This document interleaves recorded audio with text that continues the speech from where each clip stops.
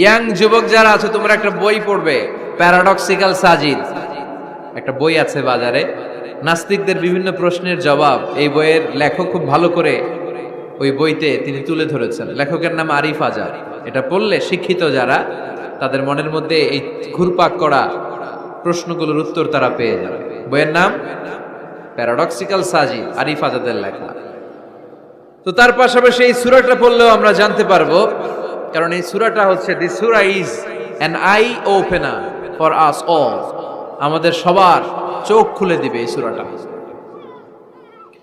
আমাদের ঘুমন্ত বিবেককে জাগিয়ে তুলবে এই সূরাটা। যারা বলে যে স্রষ্টাকে দেখা যায় না, তাদের জন্য এই সূরাটা একটা মেডিসিন।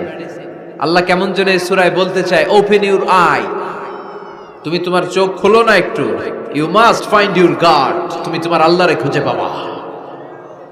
আপনি আকাশের দিকে তাকান, বাতাসের দিকে তাকান, জমিনের দিকে তাকান, আল্লাহরে খুঁজে পাবেন।